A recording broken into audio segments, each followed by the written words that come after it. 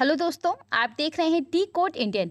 जैसा कि आपको पता होगा कि इस साल के बजट भाषण में निर्मला सीतारमण के द्वारा प्राइवेटाइजेशन यानी कि निजीकरण को लेकर के एक बहुत ही बड़ा बयान दिया गया था।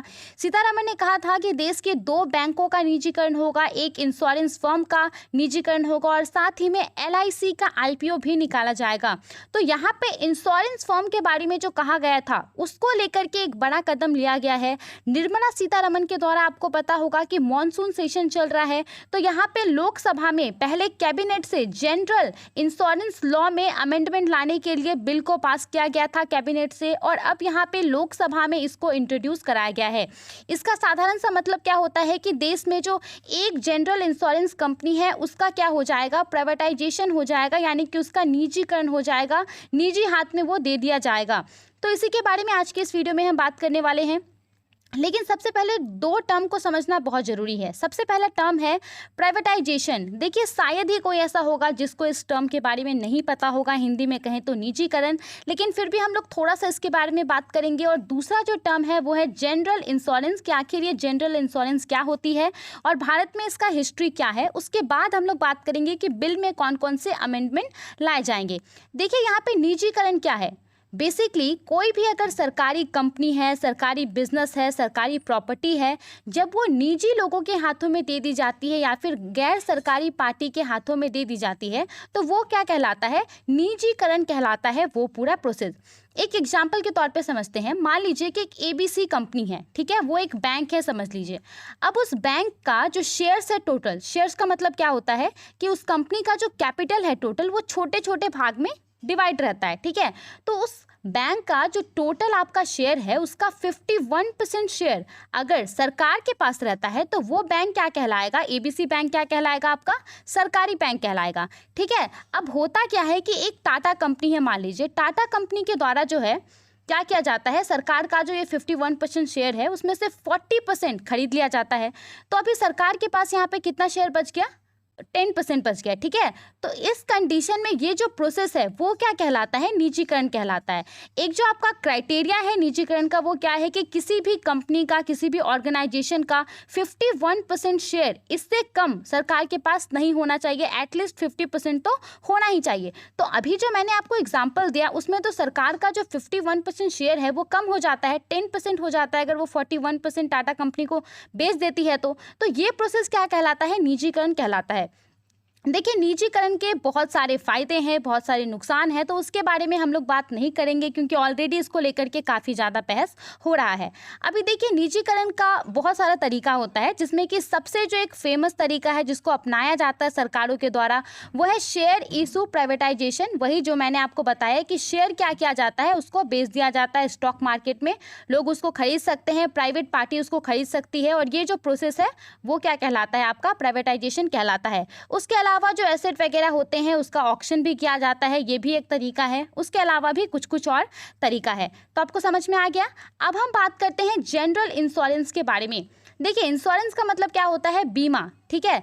अब ये 2 तरीके का होता है, एक तो होता है आपका लाइफ इंश्योरेंस और दूसरा आपका होता है जनरल इंश्योरेंस या फिर नॉन लाइफ इंश्योरेंस। ये बेसिकली क्या करता है, आपकी जो प्रॉपर्टी है, चाहे वो घर हो गया, चाहे वो गाड़ी हो गया, इन सबको सुरक्षा प्रदान करता है आग लगने से, चोरी से, डकैती से, तो इन सब से सुरक्षा प्रदान करता है। हेल्थ इंश्योरेंस भी जनरल इंश्योरेंस के अंतर्गत आता है। जैसे कि मान लीजिए आपका एक बाइक है, वो चोरी हो जाता है, ठीक है, उसका इंश्योरेंस रहता है, तो ये क्या कहलाएगा, जनरल इंश्योरेंस कहलाएगा। Motor insurance, health insurance, travel insurance, ये सब किस में आते हैं, जनरल इंश्योरेंस में आते हैं। भारत में अगर इंश्योरेंस कॉरपोरेशन के हिस्ट्री के बारे में हम देखें तो 1956 में तकरीबन 245 इंश्योरेंस फर्म को क्या कर दिया गया था, मर्ज कर दिया गया था एक में, लाइफ इंश्योरेंस कॉरपोरेशन जो कि एलआईसी है उसमें मर्ज कर दिया गया था। 1972 में क्या किया गया कि जो जनरल इंश्योरेंस सेक्टर है उसका नेशनलाइजेशन हो गया, यानी कि उसका राष्ट्रीयकरण हो गया।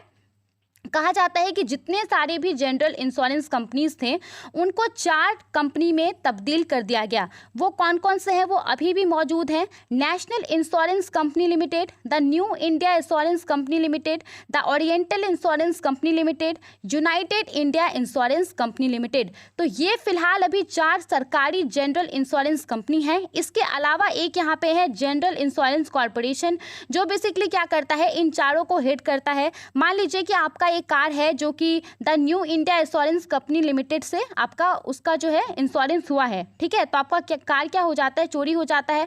तो इस कंडीशन में आप जो है the new India insurance company limited के पास जाते हैं और वो आपके क्लेम को लेकर के कहाँ जाती है, जनरल इंश्योरेंस कॉर्पोरेशन के पास जाती है, जहां पे ये पूरा हो पाता है। तो ये पूरा प्रोसेस है। फिलहाल अभी कितने हैं, 4 जनरल इंश्योरेंस कंपनी है और एक जो है इन सबको हेड करता है। अब यहाँ पे अब हम आते हैं, क्या कहा गया था कि एक जनरल इंश्योरेंस कंपनी को, यानी कि इन चारों में से एक को क्या कर दिया जाएगा, निजी लोग के हाथ में दे दिया जाएगा या फिर इसका निजीकरण हो जाएगा, ऐसे हम कह सकते हैं। अब देखिए, अगर किसी भी जनरल इंश्योरेंस कंपनी का प्राइवेटाइजेशन होगा तो उसके लिए देश में पहले से जो कुछ कानून है उसमें बदलाव करने पड़ेंगे।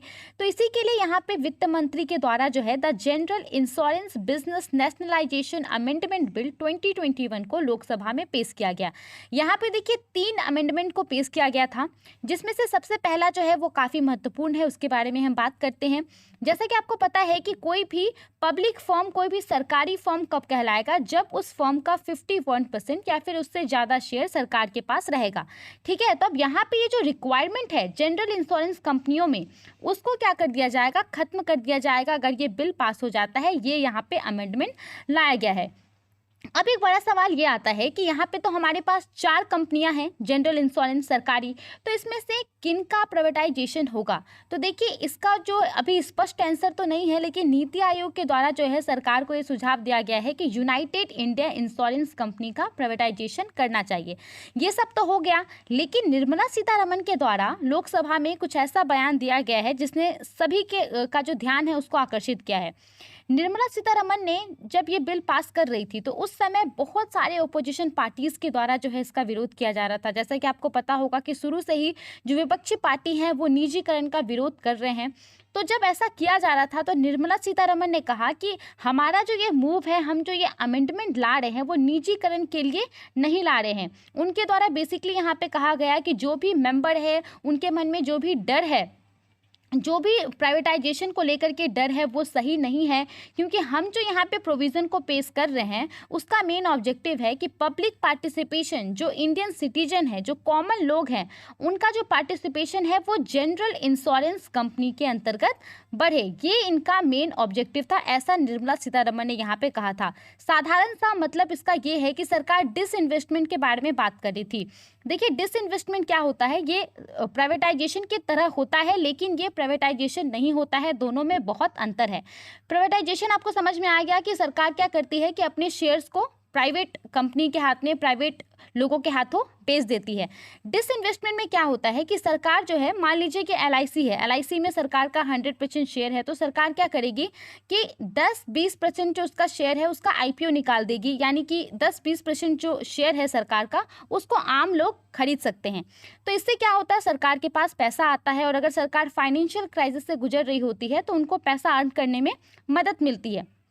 ये है डिसइन्वेस्टमेंट। यहाँ पे 2021-22 तक सरकार का मेन ऑब्जेक्टिव था कि जो डिसइन्वेस्टमेंट है उससे 1.75 लाख करोड़ रुपए जमा कर सके। तो उसी को लेकर के निर्मला सीतारमण का यहाँ पे ये बयान आया है। अब आगे देखते हैं कि सरकार क्या करती है। जो भी होगा हम आपको ज़रूर इन्फॉर्म करेंगे। फिलहाल आप इन सब के बारे में क्या सोचते हैं, हमें अपना ओपिनियन ज़रूर बताइए।